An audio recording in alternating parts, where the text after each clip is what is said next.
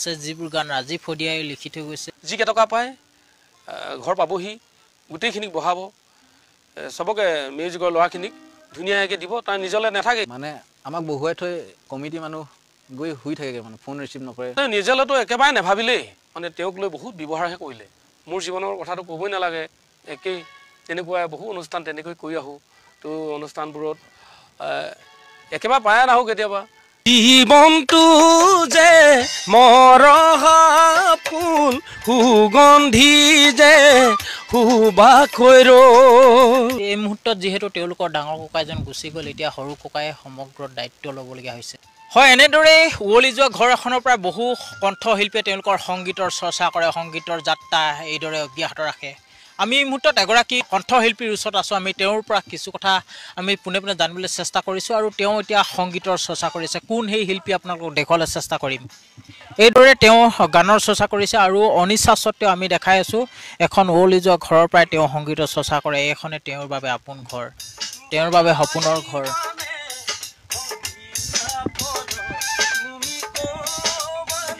এইদৰে শিল্পীগৰাকীয়ে এতিয়া গানৰ চৰ্চা কৰিছে নিশ্চয় স্বত্বে মই দেখাই দিছোঁ আপোনালোকক উৱলি যোৱা ঘৰৰ পৰাই সংগীতৰ চৰ্চা কৰি আছে এগৰাকী কণ্ঠশিল্পীয়ে জীৱনটো যে মৰহা ফুল সুগন্ধি যে সুবাসৈ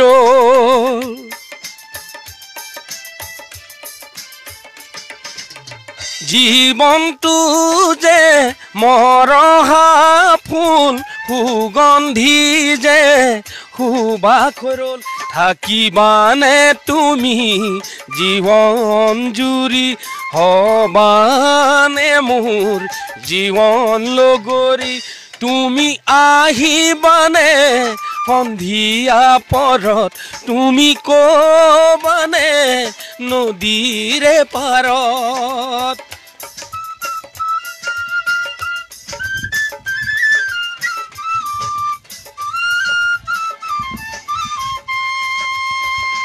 তুমি এই মোৰ আকাশৰ জোন তুমি এই মোৰ কলিজাৰ সোণ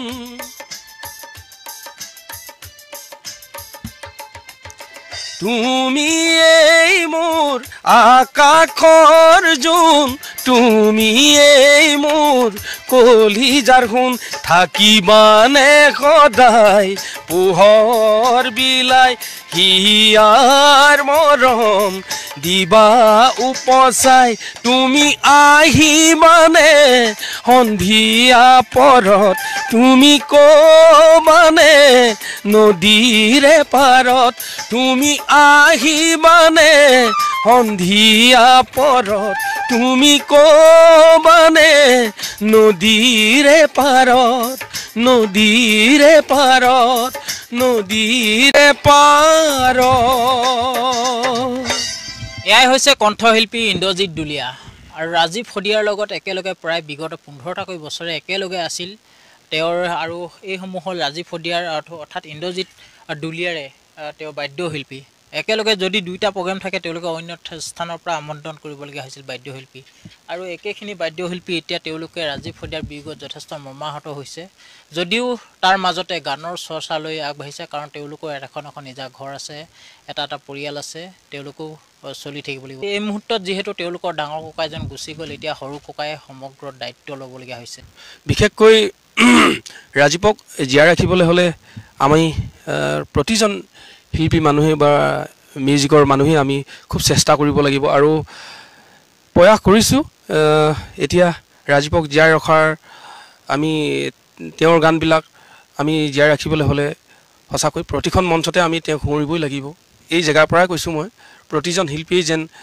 প্ৰথম আৰম্ভণিতেই ৰাজীৱক গীত এটা হ'লেও আৰম্ভণি কৰে যেন অনুষ্ঠানটো তেওঁৰ একেখন বহীতে গানৰ চৰ্চা কৰিছিল আৰু বহী কেইবাখনো আছে এইদৰে বহীসমূহ ইয়াতে বহুত জাতীয়তাবাদৰ ঢৌ সৃষ্টি কৰিব পৰা ইয়াতে বহুত গান আছে যিবোৰ গান ৰাজীৱ শদিয়াই লিখি থৈ গৈছে বা ইন্দ্ৰজিৎ দুলীয়াই একেলগে লিখিছে আৰু বহুতে পৰামৰ্শ অনুসৰি তেওঁলোকে এই ধৰণে বহুত গান আছে যিসমূহ গান এতিয়া বহীত লিপিবদ্ধ হৈ ৰ'ল আৰু আৰ্থিক অনাটনৰ অৱস্থাতে হওক বা অন্যান্য কিছুমান কাৰণতে হওক কেৱল বহীতে লিপিবদ্ধ হৈ গ'ল বহু জাতীয়তাবাদৰ গান এতিয়া সেই গানবোৰকে চৰ্চা কৰিবলৈ আৰম্ভ কৰিছে ইন্দ্ৰজিৎ দুলীয়াই।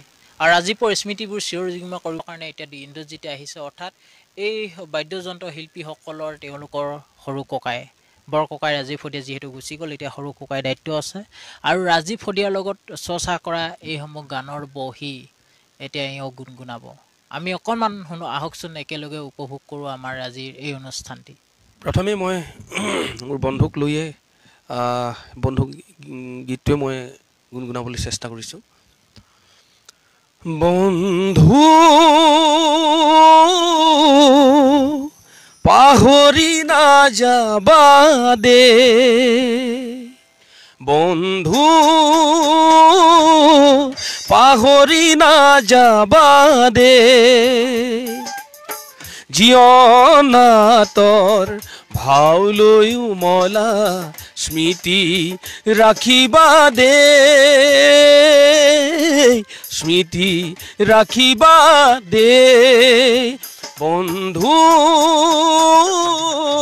পাহৰি নাযাবা দে, পাহৰি নাযাবা দে, পাহৰি নাযাবা দে। তুমিতো গুচি গ'লা, তোমাৰ গানবিলাক আমি চেষ্টা কৰিম জীয়াই ৰাখিবলৈ। সমূহ অসমবাসীকে তুমি কন্দুৱাই থৈ গ'লা, আৰু লগতে মোৰ বন্ধুসকল আৰু বাদ্যযন্ত্ৰসকল বহু বছৰে তোমাৰ লগত থাকিল, এইসকল বাদ্যযন্ত্ৰসকলে কিন্তু আজিও বহুত দুখ অনুভৱ কৰি আছে। কোনোদিন তোমাকতো পাহৰি যাব নোৱাৰোৱেই, তুমি য'তেই নাথাকা ভালেই থাকা, তাৰেই কামনাৰে আমি তোমাৰ গানবিলাক আমি জীয়াই ৰাখিবলৈ চেষ্টা কৰিম। ৰাজীৱ শদিয়াৰ সুৰনিতে মই এটি গীত লিখিছিলোঁ, সেই গীতটো মই এতিয়া ৰেকৰ্ডিং কৰি আছোঁ, আৰু কেইদিনমানৰ পাছতেই আমি আপোনালোকৰ মাজলৈ আগবঢ়াই দিম। এই বছৰ আমি দুজনে একেলগে কৰাৰ কথা আছিলে, তথাপি তেওঁতো গুচি গ'ল। সেই গীতটোৱে মই অকণমান গুণগুণাব বিচাৰিছোঁ।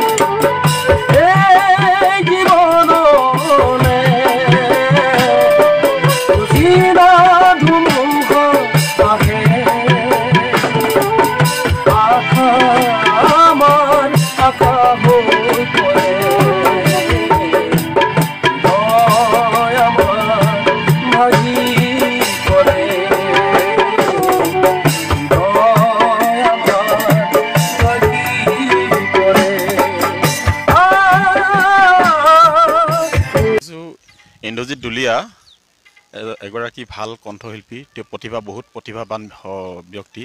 একেলগতে ৰাজীৱ শদিয়াৰ লগতে 15 বছৰ কাল তেওঁ সংগীত চৰ্চা কৰিলে। এই মানে উবহি যোৱা মানে ঘৰটো প্ৰায় আজিলৈকে অৰ্থনৈতিকভাৱে স্বাৱলম্বী নোহোৱাৰ কাৰণে ইন্দ্ৰজিৎ দুলীয়া, ৰাজীৱ শদিয়াৰ দৰে ইন্দ্ৰজিৎ দুলীয়াও আগুৱাই যাব পৰা নাই, বিশেষ অৰ্থনৈতিক অভাৱ হোৱাৰ কাৰণেই। সেয়েহে আজি তেওঁলোকৰ যিখিনি গীত বহীত লিখি থোৱা গীত আছে, আজি তাৰিখলৈকে আছে।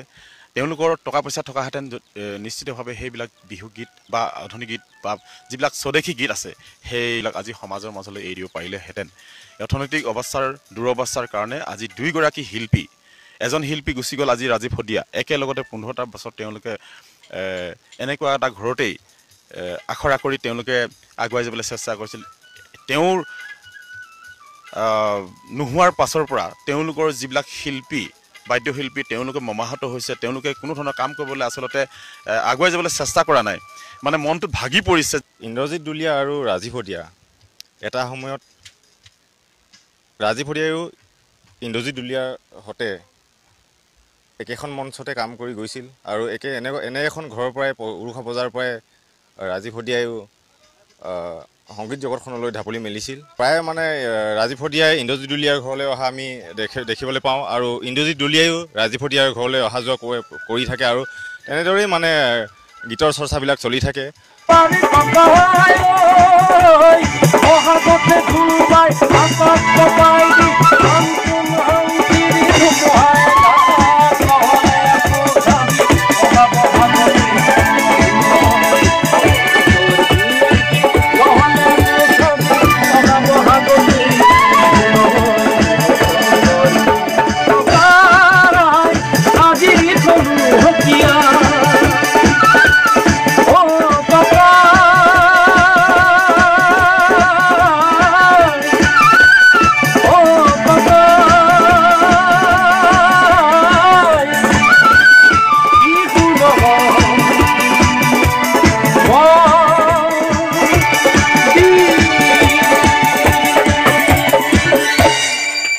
স্মৃতি বুলি ক'লে বহুত আছে, বহুত জেগাত বহু অনুষ্ঠান তেওঁ পইচা একেবাৰে পায়ে নাহে আৰু তেওঁ নিজেলৈতো একেবাৰে নাভাবিলেই মানে তেওঁক লৈ বহুত ব্যৱহাৰহে কৰিলে।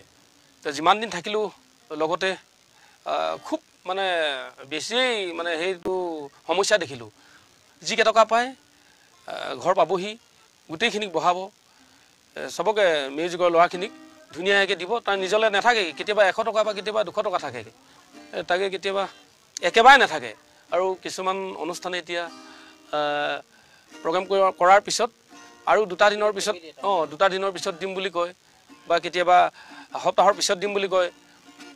মানে পইচা হিচাপে নেপায়, মানে থাকি যায়, আখেজ নাই, একো আখেজ নাই। তথাপিতো কেতিয়াবা তেওঁ নিজে মানে মেনেজ কৰি কিনে একেবাৰে পায়ে নাহে। তো ল'ৰাখিনিক ইমান মানে তেওঁ মানে ক'বই নাজানিছোঁ। তেওঁৰ কথাবিলাক ভাবিলে বৰ বেয়া লাগে। তো সেইবিলাকে কথা আৰু মানে ইমান মানে ব্যৱহাৰ কৰিলে তেওঁ, এইটো হ'ব নালাগে। মোৰ জীৱনৰ কথাটো ক'বই নালাগে, একেই তেনেকুৱা বহু অনুষ্ঠান তেনেকৈ কৰি আহোঁ। তো অনুষ্ঠানবোৰত একেবাৰে পায়ে নাহোঁ কেতিয়াবা। তো তথাপিতো আখেজ নাই বাৰু, কিন্তু কৰিব নালাগে তেনেকুৱা। কমিটিসকলে হ'লেও কথাবিলাক বুজি পাব লাগে। মানে নিজৰ বুলি একো মানে তেওঁ নাভাবিলেই নিজলৈ বুলি, কিন্তু অকল মিউজিকৰ ল'ৰাবোৰক খোজ কৰে। কিন্তু কাৰোবাৰ পৰা ধাৰ লৈ হ'লেও কোনো এজন ল'ৰাই মোক নিদিলে বা নাই দিয়া বুলি ক'ব নোৱাৰে। প্ৰতিজন ল'ৰাকেই তেওঁ ধাৰ মাৰ কৰি হ'লেও ৰাতিপুৱা নিজে নুশুৱেই ল'ৰাবিলাকক খুৱাই কিনে হেণ্ডছবিলাকক ধুনীয়াকৈ গোটেইখিনিক ভাগ বতৰা কৰি মেলি তাৰপিছতহে তেওঁ অকণমান আৰাম কৰে।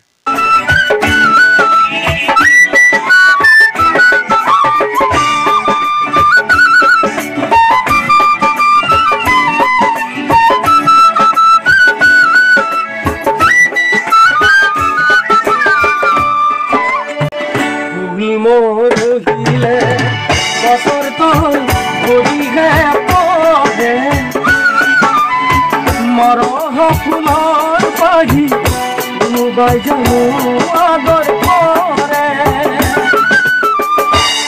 মৰহিলে গছৰ তল ভৰিহে পৰে। মৰহ ফুলৰ পাহি কোনোবাই জানো আদৰ কৰে। মোৰে মৰমকে ভাবি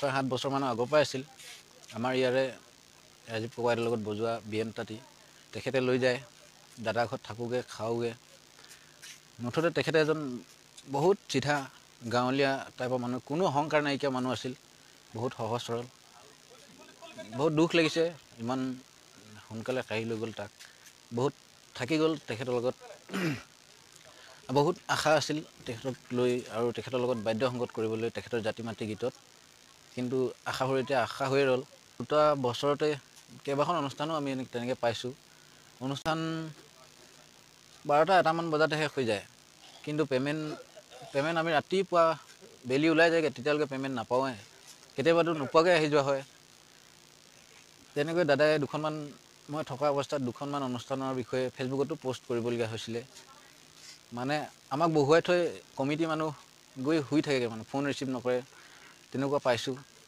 ৰাজীৱ শদিয়াৰ গীত আছে আধাৰুৱা হৈ ৰ'ল বাণী বন্ধন নহ'ল সেই গীতবিলাক ইন্দ্ৰজিৎ দুলীয়াই বাণী বন্ধন কৰাৰ কথাখিনি চিন্তা কৰিছে কিন্তু আৰ্থিক অৱস্থাই তেখেতকো আচলতে পিছু হোকা মাৰিছে এইটো ক্ষেত্ৰত ৰাইজৰ যদি সহায় সহযোগ পায় তেতিয়াহ'লে নিশ্চয় অনাগত দিনত ইন্দ্ৰজিৎ দুলীয়াই ৰাজীৱ শদিয়াদেৱৰ গীতবিলাক আগবঢ়াই দিব বুলি আমি আশা কৰিছোঁ আৰু এই ক্ষেত্ৰত সকলো ৰাইজৰ সহায় সহযোগিতা একান্তই কামনা কৰিছোঁ